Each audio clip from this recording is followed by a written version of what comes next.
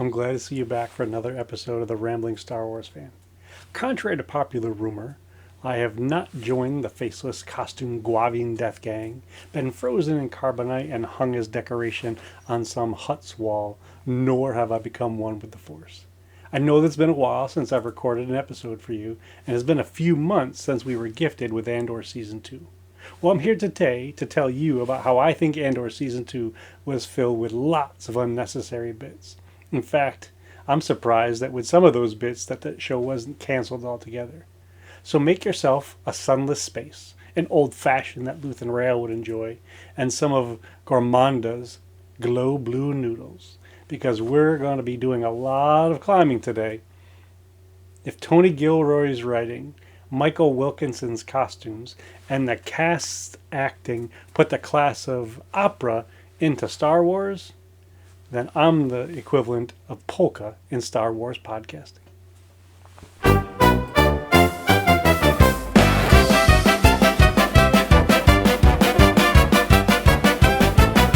Welcome to the show with Ken. He's got a plan. It's the Rambling Star Wars Fan.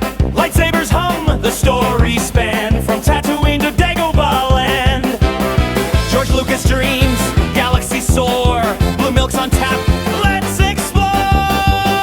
Oh, Ken, our Star Wars man, rambling through the stars. Oh yes, he can with a laugh and a grin. The saga's his jam. It's the Rambling Star Wars Fan.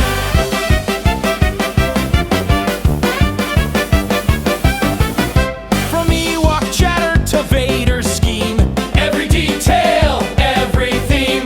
he's the Jedi master of the lore, opening the gates to the galaxy's core. Oh, Ken, our Star Wars man, rambling through the stars. Oh yes, he can with a laugh and a grin. The saga's his jam. It's the Rambling Star Wars Fan. So grab your blue milk, let's begin. Ken's got the galaxy spinning within. The Rambling Star Wars Fan. So before we get into Andor Season 2, I think we should go back in time a bit. At several points, George Lucas, the master storyteller and maker of teams, thought that Star Wars could be great on television. I mean, heck, he endorsed the idea of a holiday special, created 2 Ewok adventure movies, and 3 seasons of Star Wars cartoons. And yes, I'm talking about droids and Ewoks.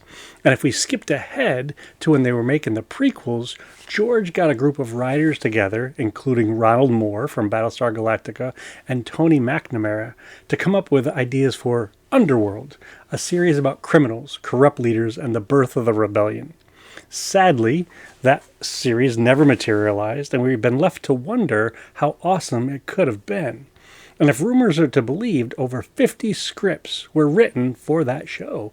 They were compared to Deadwood, The Godfather, and Battlestar Galactica on steroids. At the time, they would have probably cost about $5 million per episode, and none of the networks at the time were willing to spend that much money for a television show. And around that same time, George was thinking about Underworld. John Knoll was dreaming up a movie based on a single line from Star Wars' opening crawl. The line is simple. During the battle, rebel spies managed to steal secret plans to the Empire's ultimate weapon, the Death Star, an armored space station with enough power to destroy an entire planet.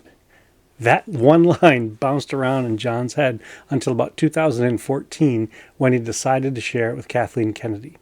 Those 30 words were the starting points for a movie that needed several scriptwriters, some significant reshoots, and an uncredited second director.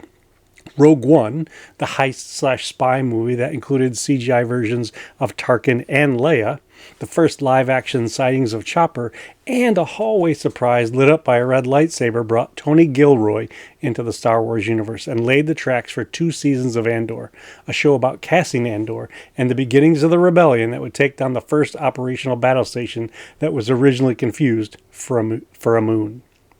And it might not surprise you to hear or learn that I've been thinking about several things related to that show. And with that said, I'm going to simplify them into some basic categories. So Andor's show structure and release schedule, the world building that was created for the second season, the characters involved, The other stuff, and when I say the other stuff, I'm talking about creatures, vehicles, props, and cameos, plus the extra stuff.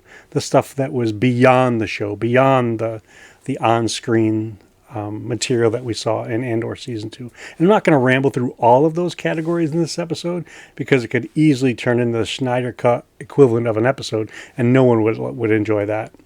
So at least you have a simple idea of how wildly and widely my thoughts about Andor Season 2 have been. Now, I know this episode is supposed to be about Andor Season 2. However, I feel like I have to mention a couple things about Andor Season 1.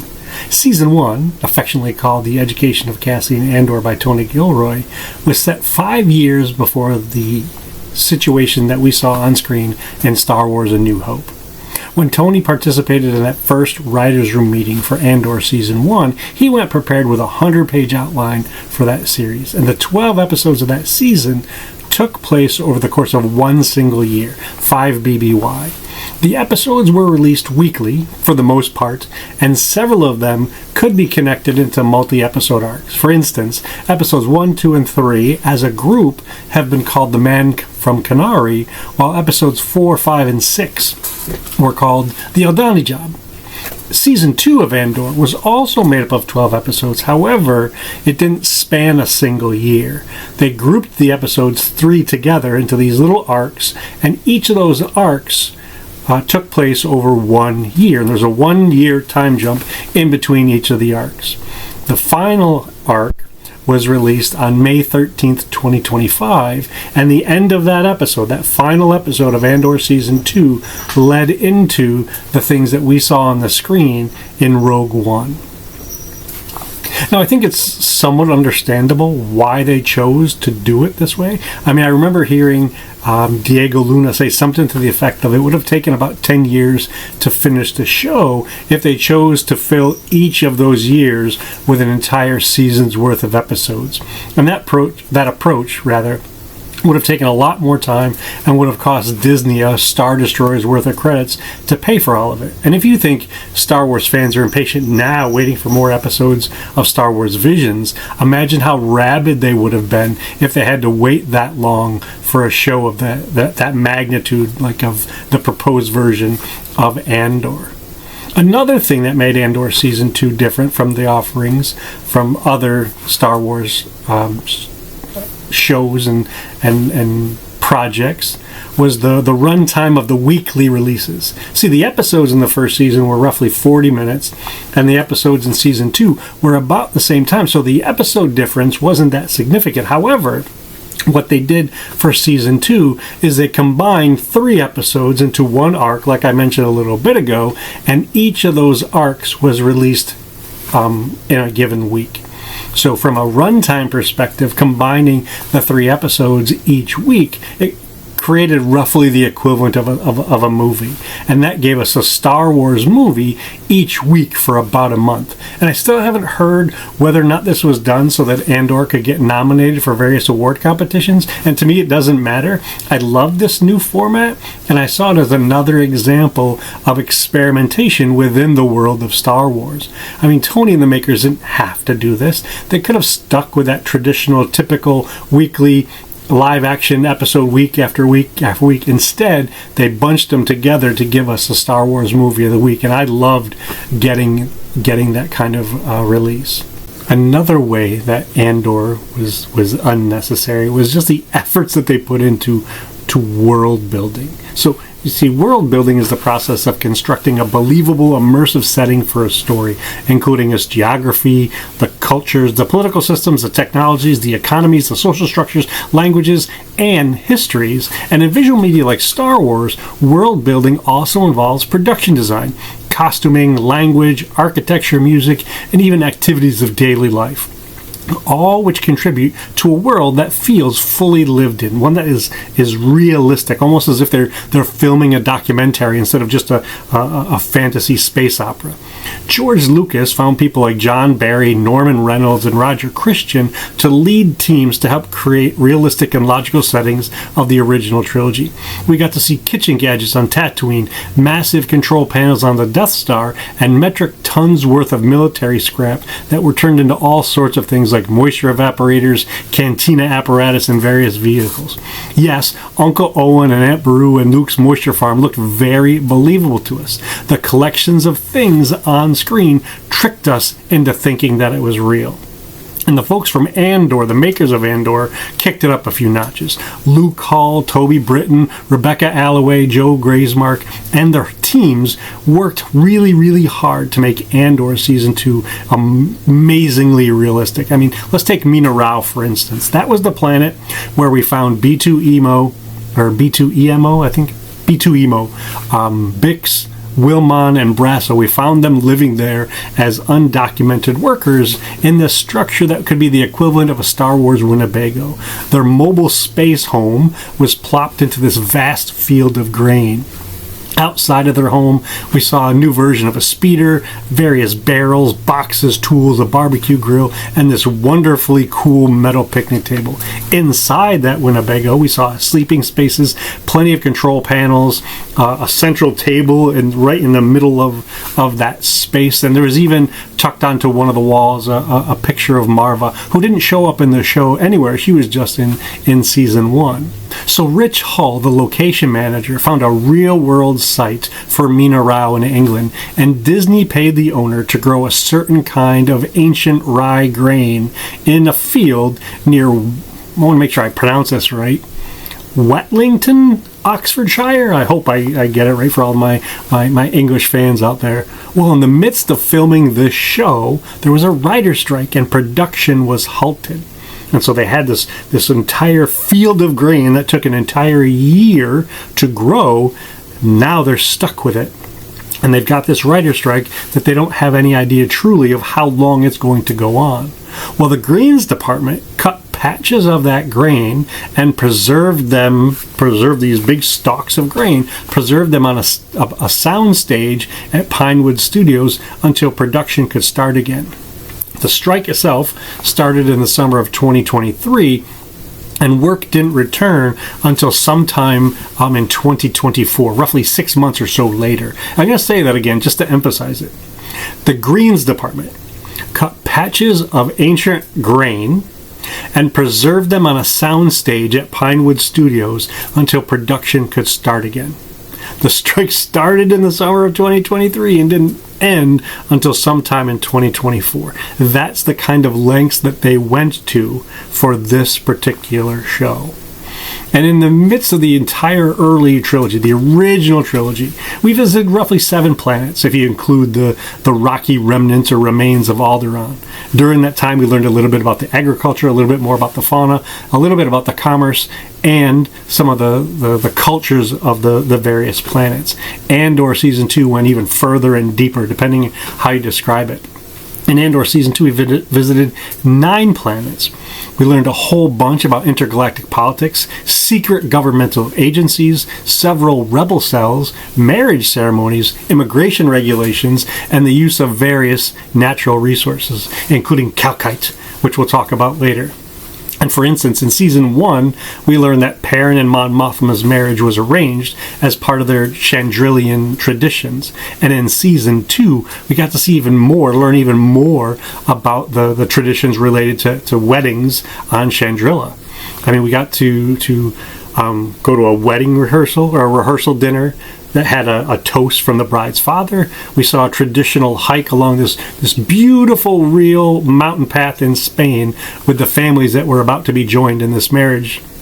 Part of the marriage ceremony itself and the fancy reception that followed. We even got to see Mon Mothma cutting a rug on the dance floor beneath this floating Bluetooth speaker while it pumped out a third version of Niamos, a song that we heard way back in Andor Season 1. So the sights, the sounds, and the stories that we got in Andor just were wild and vivid and rich. And the makers of Andor did not skip out on what they built for us, what they showed us. And the makers of Andor didn't have to do that. They didn't have to go that deep into Chandrillan customs. They didn't have to grow grain or pay a farmer rather to grow grain only to preserve it on a soundstage to be used later on. I mean, they went to huge lengths for this show. It was unnecessary, and I think it was incredible what came from it. another aspect to consider when it comes to world building is not just the planets that they talk about or the vehicles that they drive around on screen, but the culture of the characters. And the culture of the Gorman characters specifically are a fantastic example of the lengths that Tony Gilroy and the makers went in season 2 of Andor. I mean, they created this civilization that had its primary focus around a textile that they traded and they used to make goods. And this is not an ordinary textile like cotton or a fancy material like spandex or polyester. I'm talking about a material called Gorman twill that was spun by large spiders. And these spiders weren't just creators of this material that were used for clothing and things and sold around the galaxy. The images of the spider were on display in a variety of Gorman things, whether it's the decor, it might be in a design or a painting. They were sold as souvenirs by street vendors, and then at some point in time, this symbol, the spider, became a symbol against the Gormans. I mean, the Empire's Ministry of Enlightenment, also known as the propaganda spin doctors, went so far as to say, we love the spiders. It's an image we can build on, aggressive, unpleasant, keeping to themselves. So this creature that was used for production and cultural identity got twisted at some point within the story and turned against the folks from Gorman. And in true sneaky Star Wars fashion, there's much more to the planet Gore than originally thought or originally on display. While the Gormans used Gorman twill as their primary resource, the Empire discovered that this planet had another resource. And don't take my word for it. You should listen to what Director Krennic has to talk about. And it turns out spiders are not the most unique thing in Gorman. There's a mineral underground. Doctor? Deep substrate foliated calcite. Calcite. Synthetic calcite. Calcite alternatives. Calcite substitutes. I mean, the amount of time spent pondering this grubby little bit of rock is sadly astonishing. Now, we've promised delivery in 3 years. That delivery is dependent on some version of Gorman calcite to coat the reactor lenses. Now, should we fail to find any alternatives, we will have to control Gorman with a hand firm enough to silence any resistance. And you've been selected to help plan for that possibility. Yeah, that's right. Calcite. Calcite was discovered throughout Gore, and the Empire was gonna strip the entire planet of it without any concern for the inhabitants of that planet. It was much like what they did to Canary, Cassian Andor's home world, or how the Empire practically wiped the galaxy out of Geonosians, committed genocide for this race of beings that helped design the first Death Star. And what's another planet when it comes to the needs of a ruler whose sole desire is unlimited power? And the makers of the makers of Andor even went beyond just the textile part of Gore, or the production part of Gore. They even went so far as to develop 2 languages, a high Gore and a low Gore.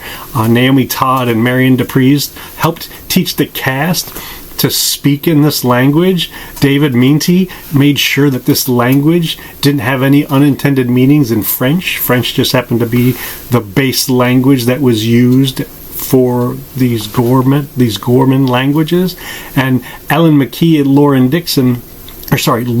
Dix created 2 written dialects of this language, and these written dialects were used in signs and props all throughout the season 2 of Andor. Nicholas Bratelli co-wrote a Gorman national anthem with Tony Gilroy, and Robert Roberts added more musical touches to that anthem, including using hammered dulcimers and Hungarian cymballones. These are two instruments I had never heard of before doing this episode, but brought them into this national anthem just to give it a little more, few more touches of reality. So bound or based in Earth stuff, but in this fantastic world, this fantasy land far, far, far away. And then if we could even, go beyond the culture of the people, the characters that we saw on screen, and look at what they did to build the sets for Gorman. I mean, the Gorman Plaza alone, which just so happened to be the site of 2 massacres, is a fantastic example of that. Tony Gilroy, Luke Hall, and their entire team of makers built this set, or designed this set, that was 500 feet long, and according to Mo and Leo, the visual effects supervisor, said it's influenced by places in Italy like Milan. And this sort of affluent, proud textile culture. It took over a month of shooting on that location, and at any one point in time they'd have as few as 5 or as many as 300 extras. And this set that just so happened to be built on Pinewood Studios, it was on their back lot. It had adjacent streets, it had a cafe, had a hotel lobby, and even a lobby for the Imperial Operations Command. And this is where they filmed the Gorman Massacre that we saw on screen, and we're totally, no pun intended, blown away by. And not just the big pieces of the set were remarkable, but the small touches as well. Rebecca Alloway, she was the set decorator, and she worked with prop makers like Karina Floyd and Helen Player and Tim Wildgoose. They turned vintage parts, vintage machinery, into set pieces that were scattered throughout. In fact, they even went so far as to put them in the basement of a Tuileries that served as the headquarters for the Gorman Resistance. And these props may have just been seen in the background, but at any one point in time you could have picked one up. And it looked like it could have done something. It looked like it could have had a real use. And then when we think about the characters themselves and how they appear to us in their Gorman clothes, I think the costume designer Michael Wilkinson, he's a great. He has a great social media presence, and if you want to see the details of his work, you should check out his Instagram page, where you can see concept drawings of this that look like they belong in a fashion magazine. There are photographs from on-set, and then photographs of display pieces that were shown around the world while Andor was being released. Just fantastic examples from the fantastic clothing and costumes to the make-believe culture of this fantasy world of gore. They didn't have to do that. They didn't. I mean, let's think about this. We go back to 1977. Did we know that much about the people who lived on Tatooine? Do we even know to this day that much about how the Empire works, or who designed their outfits?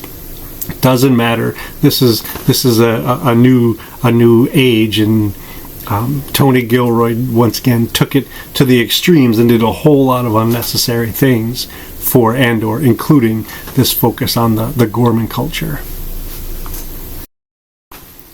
Now, we all know that props and sets don't tell the full story. It's the actors and the characters that they portray that really sell a show, and Andor is no different. Andor was filled with incredible actors, filling the spaces for incredible characters. And I'm amazed at how much we learned in this season about characters like Cassian, Bix, Mon Mothma, Luthen Rael, Clea, Cyril, Dedra, and Major Partagaz. Sorry, apologize for mispronouncing your name, my friend.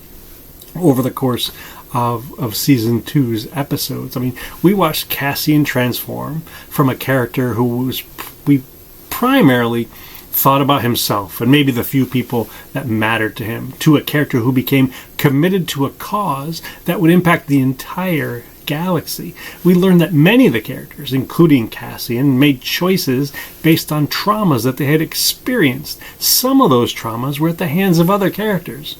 And yes, I'm looking at you, Cyril and Dedra. Shame on you.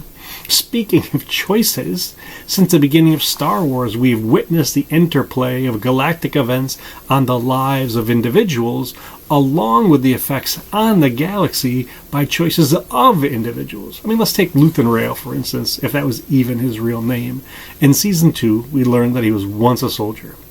And during a mission in which many civilians were being killed, he found a child who later became known as Clea on his ship, and in a moment of traumatic clarity, he chose to escape the fighting on that day with Clea, and they decided to spend the rest of their lives trying to find ways to destroy the group that Luthen once served. And over the course of many, many years, they gathered relics and information and equipment, and rebels spread across the galaxy to deal with the ripples that were initiated by Sheev Palpatine. Their efforts led to the creation of the Rebel Alliance, the destruction of 2 Death Stars, and their newly introduced stories have changed the Star Wars galaxy forever in universe and in the fandom. 2 other examples of interesting character stories are Cassian Andor and Cyril Karn. In Season 1, Cassian accidentally killed a security guard in self-defense and another one to escape that situation. And those 2 men that Cassian killed happened to work for this organization called the Preox Morlana Corporation, who Cyril Karn also worked for. Their killer, Cassian, became Cyril's obsession. Cyril's desire for justice Cyril's desire for justice fueled many of his decisions, including those that ultimately led to his own death. While Cassian was transformed from an individual to a rebellious leader, Cyril got wrapped up in the imperial deceptions that led to the Second Gorman Massacre. And along the way, Cyril started building a life for himself with Dedra Meero and was beginning to really feel proud of his work. And all of that happiness began to unravel when he learned that he had been manipulated and that the genocide he had witnessed on Gore was just a result of some of his own actions. And Cyril's path finally crossed directly with Cassian, and the 2 of them got involved in this huge hand-to-hand fight. The final insult for Cyril came at a moment right before his death, when Cassian Andor uttered 3 words. "Who are you?" To Cyril, Cassian represented many things wrong in the galaxy, and he became Cyril's obsession. While Cassian, on the other hand, was living this life completely oblivious to the existence of Cyril. And these 2 characters, mirror images separated by their choices, serve as a haunting commentary of how individuals can respond to oppressive systems. It was unnecessary for Tony Gilroy, Diego Luna, and Kyle Soller to go this hard with these characters, and I'm so glad they did. They're characters that will be talked about for years and years to come.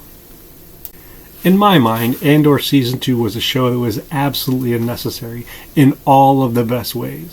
Tony and the rest of the makers expanded on George Lucas's content from the 1970s in ways that we could have never anticipated, even if we did have the Jedi gift of foresight. They recently won 5 Creative Art Emmy Awards, Outstanding Science Fantasy Sci-Fi Costumes, Outstanding Production Design for a Narrative Period of Fantasy Program, Outstanding Picture Editing for a Drama Series, Outstanding Visual Effects in a Season or a Movie, and Outstanding Writing in a Drama Series. Yeah, that means that Mon Mothma's speech in the Senate was an Emmy winner. Yes, I know that the speech was written for a fantasy world. However, I think if you change the locations and the dates, that speech could very easily fit as powerfully in our reality. In fact, if it could have been spoken in Europe or the United States at various times in the not too distant past. And in case you're wondering, yes, I absolutely love the show, and I look forward to talking about it more in future episodes. Who knows, if things go well, maybe I'll get a chance to speak with some of the makers about their contributions to this incredible show and have them come on the air with us. Speaking of the future, Mike Hinton, the captain of the Inflatable Falcon, and I are looking for people who are interested in reading parts of The Empire Striketh Back. It's a Shakespearean version of the sequel to A New Hope. Reach out to us if you're interested in being a part of the show. It's bound to be a ton of fun. We plan on getting together on November 12th to record our reading of the play's first act, and we'd love to have you be a part of it.